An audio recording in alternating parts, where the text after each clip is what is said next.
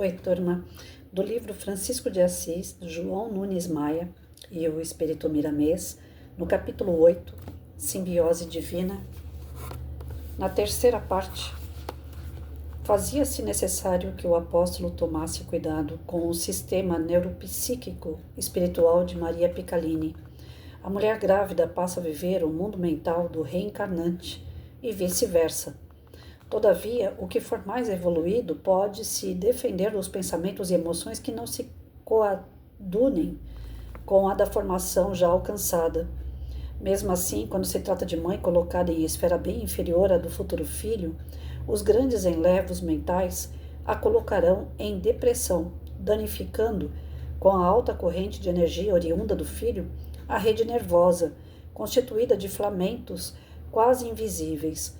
Perturbar-se-iam as grandes células motoras da medula, sendo atingidas até que chegam a medir 4 micras do seu volume aparentemente invisível, por lhes faltar a cromatina, com mais abundância na capital celular. Foram preparados com muito cuidado o córtex e as duas glândulas principais da cabeça da futura mãe, ocorrendo assim a adequação espiritual nos centros de força por merecimento daquela mulher que ia ser mãe de um grande astro espiritual com liberdade de ação no campo da terra. Neste caso, o karma de Dona Maria não interviria por tratar-se de um benefício em favor de toda a humanidade. João Evangelista fixou seu olhar na matriz feminina, viu o campo sagrado regurgitado de milhões de microgametas que avançavam como uma batalha em busca do mesmo ideal.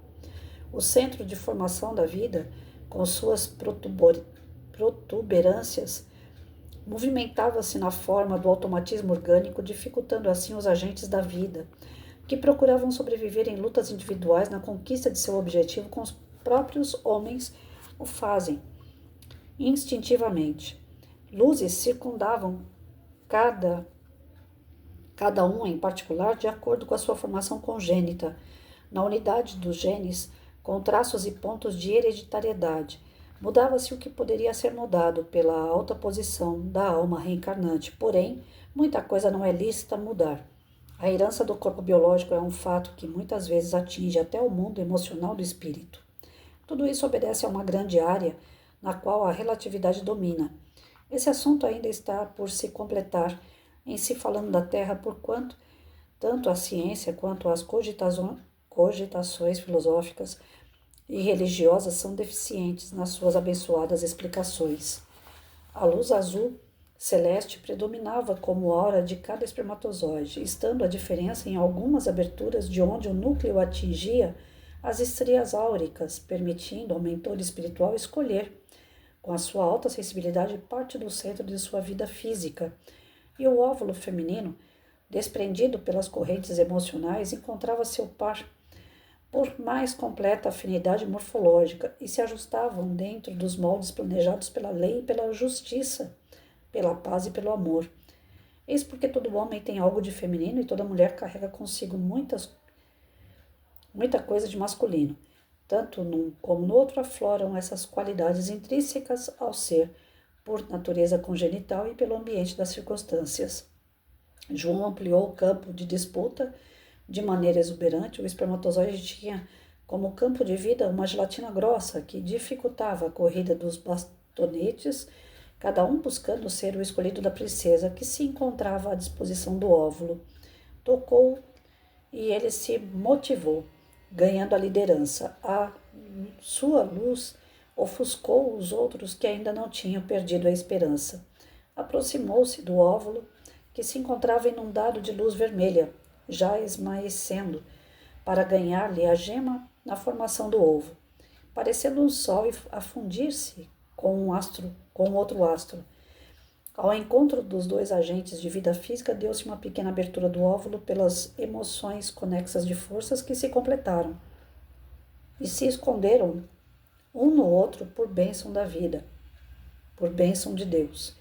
E foi nessa hora suprema que se unificaram todos os valores dos genes, da vida física, partindo 7 tenuíssimos fios da alma iluminada de João Evangelista, atando-se em pontos quase invisíveis, mesmo aos grandes olhos espirituais, três forças que se dividem na formação de uma que se eterniza.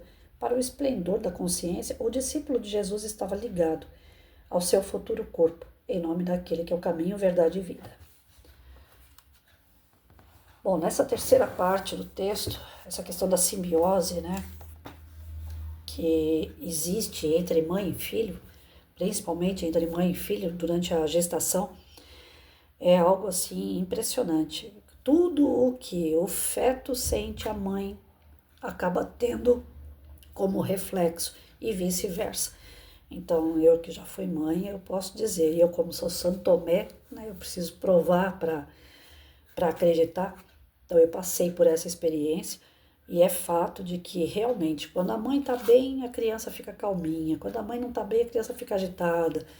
Ele tinha muita saudade do pai dele, então quando ele ficava muito agitado, né, querendo o pai dele chegava perto, ele só faltava pular para fora da minha barriga. Então, a gente percebe que essa ligação mãe e filho, ela é muito, extremamente forte durante a gestação. Só que o que a gente precisa lembrar é que nós somos um corpo.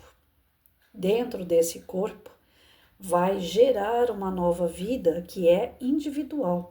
Essa vida não é totalmente matéria, ela tem também a parte espiritual que é individual. O corpo gera corpo, o espírito provém de Deus. Então não somos nós que geramos, mulheres que geramos o espírito do nosso filho. Ele já está no plano espiritual. E aí o texto vem trazer para a gente, mais uma vez, esse tipo de explicação. Como é importante a gente saber que somos individuais e que mães fazem o papel de geradoras, né, co-criadoras de vida física.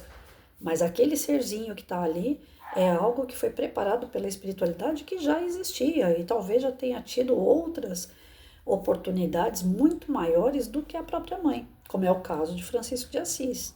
A sua superioridade espiritual é gigantesca perto do espírito da mãe dele, né? Então, a espiritualidade tem todo o trabalho minucioso de poder preparar o corpo dela para que ela receba tamanha energia, né, de luz, de desenvolvimento, para que isso não venha, inclusive, atrapalhar o seu corpo físico que foi criado de acordo com o seu espírito, que não é tão evoluído. Então, imaginem só, né, você colocar um sol dentro da Terra. Então, tem que ser muito bem preparado para que essa Terra não exploda, né? É um exemplo tosco, mas é mais ou menos isso. Então, a gente tem que ter a noção de que, a partir do momento da concepção, o espírito já está com aquela mãe, com aquela família. Ele já deu a concepção, o espírito já está junto com aquela família. Aí vem um assunto que eu acho que é interessante para os dias de hoje, né? É tão comum a gente ouvir as pessoas falando que vai tomar a pílula do dia seguinte. A pílula do dia seguinte nada mais é do que um aborto. Porque, vejam bem, você não está prevenindo a concepção. Você está dando cabo da concepção que provavelmente tenha ocorrido. Então, a concepção, naquele instante onde o óvulo e o espermatozoide se encontram, o espírito também se liga. A partir do momento que você toma uma pílula, no dia seguinte você está matando aquele físico que ia começar a se construir ali, mas que o espírito já está ligado. E nada nessa vida acontece por acaso. Se foi permitido a vinda, a espiritualidade sabe os motivos. Então nós não somos ninguém para dar uma de Deus, né? De dar a vida ou dar o desencarne de alguém. Então é uma responsabilidade tremenda para todos nós que vamos ser pai, mãe, né? A questão da vinda de alguém. Se cometeu, né, um ato sexual e se arrependeu, fazer o quê? Tem que arcar com as consequências, mas não matar, né? Aborto não. É isso. Nesse pequeno capítulo a gente consegue entender essas circunstâncias que ocorrem durante a gestação, esses sentimentos entre mãe e filho que é muito grande, porém o filho não nasce do espírito da mãe, nasce apenas da carne dela e do pai, né? A genética. Mas é físico pelo físico. O espiritual pertence sempre a Deus, a gente não pode esquecer disso. Então, quem somos nós para dar cabo na questão de vida? Nós não somos ninguém para isso, não podemos, não temos esse direito. O aborto, jamais.